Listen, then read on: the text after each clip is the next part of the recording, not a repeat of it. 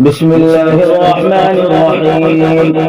الحمد لله الذي لم يزل ولا يزال حيا قيوما عالما قديرا مدبرا سميعا بصيرا، ونشهد ان لا اله الا الله وحده لا شريك له، له الملك وله الحمد ويكبره تكبيرا، ونشهد ان سيدنا ومولانا محمدا عبده ورسوله الذي ارسل الى الناس كافة بشيرا ونذيرا، وصلى الله عليه وعلى آله وأصحابه وأزواجه وذرياته وسلم تسليما كثيرا.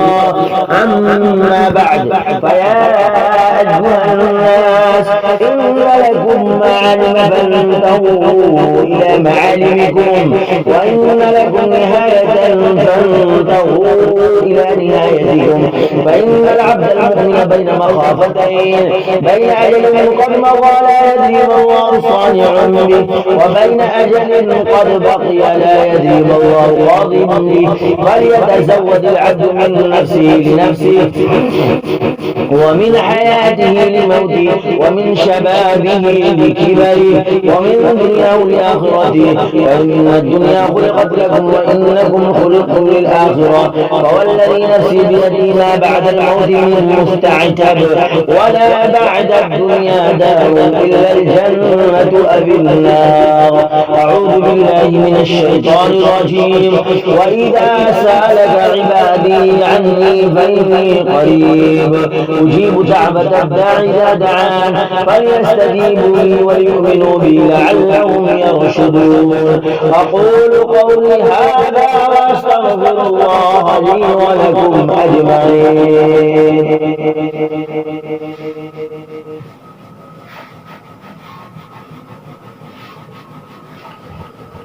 الحمد لله نحمده ونستعينه ونستغفره ونؤمن به ونتوكل عليه، ونعوذ بالله من شرور أنفسنا ومن سيئات أعمالنا. من يهده الله فلا مضل له، ومن يضلله فلا هادي له. ونشهد أن لا إله إلا الله وحده لا شريك له، ونشهد أن محمدا عبده ورسوله. أعوذ بالله من الشيطان الرجيم. إن الله وملائكته يصلون على النبي، يا أيها الذين آمنوا صلوا عليه وسلموا تسليما. اللهم صل على محمد وعلى آل محمد بعدد من صلى وصام، وصل على محمد وعلى آل محمد بعدد من قعد وقام.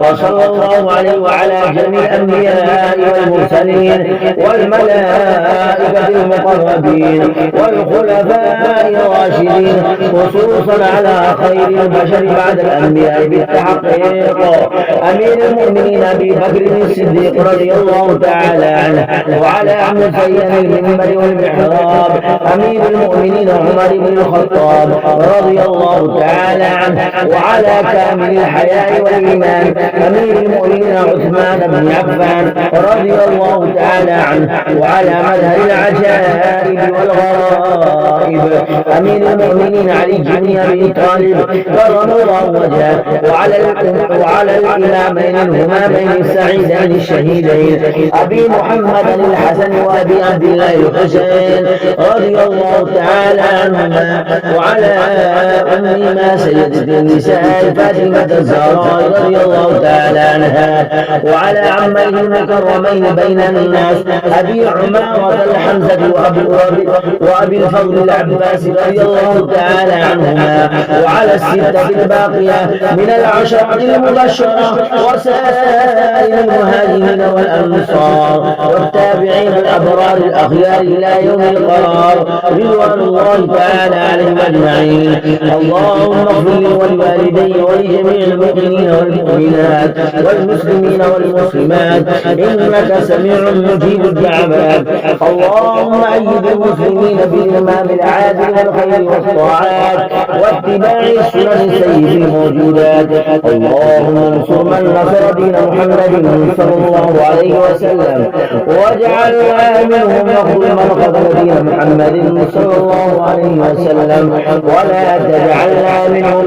عباد الله رحمكم الله، إن الله يأمر بالعدل والإحسان وإيتاء ذي القربى وينهى عن الفحشاء والمنكر والبغي يعظكم لعلكم تذكرون.